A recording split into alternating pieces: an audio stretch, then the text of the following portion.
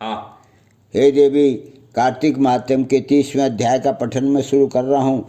भगवान श्री कृष्णचंद्र जी महाराज ने कहा, हे प्रिय नारद जी के वचन सुनकर महाराजा पृथु बड़े विस्मित हुए।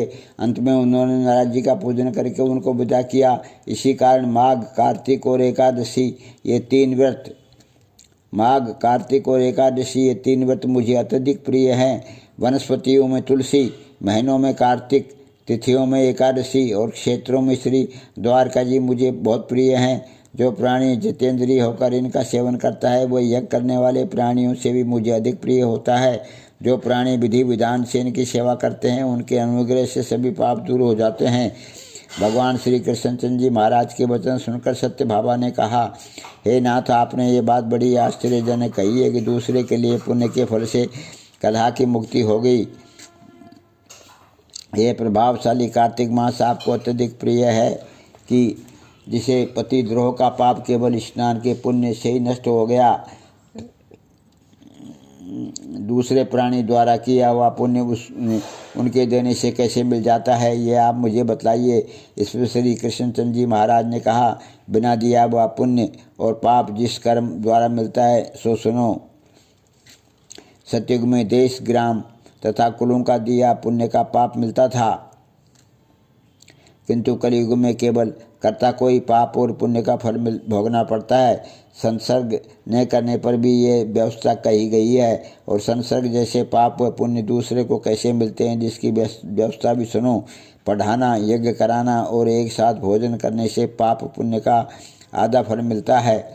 एक आसन पर बैठने तथा एक सवारी चढ़ने से, श्वास के आने जाने से पुण्य व पाप का चौथा भाग प्राणी मात्र को मिलता है। स्पर्श करने, भोजन करने और दूसरे की स्तुति करने से पुण्य और पाप का छठवां भाग मिलता है। दर्शन करने, सुनने तथा ध्यान करने से मनुष्य को पुण्य और पाप का 10वां अंश मिलता है। दूसरे की निंदा, चुगली और धिक्कार करने से उसका 100वां भाग मिलता है। पुण्य करने वाले मनुष्यों की जो कोई सेवा करता है वह सेवा का भाग लेता है और अपना पुण्य उसे देता है। स्त्री, नौकर और शिष्य के अतिरिक्त जो मनुष्य दूसरे से सेवा करवा कर उसको पैसा नहीं देता तो वह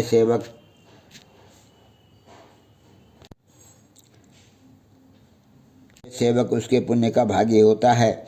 पंक्ति में बैठे हुए भोजन करने वालों की पत्तल जो व्यक्ति लांघता है वह उसको जिसकी की पत्तल उसने लांघी है अपने पुण्य का 6वां भाग देता है।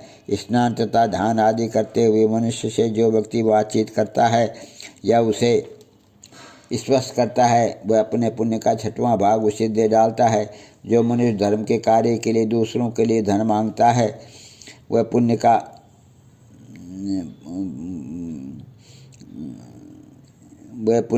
भागी होता है। ठीक उसी प्रकार जिस प्रकार दान करने वाला पुण्य का भागी होता है।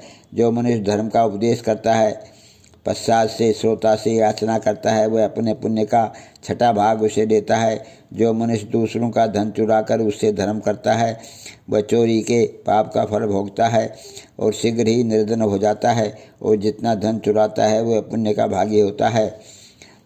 बिना ऋण के उतरे जो मनुष्य मर जाते हैं उनको ऋण देने वाले सज्जन पुण्य के भागी होते हैं। शिक्षा देने वाला, सलाह देने वाला, सामग्री को जुटाने वाला तथा प्रेरणा देने वाला, ये सब पाप और पुण्य के 6ठे भाग को प्राप्त करते हैं।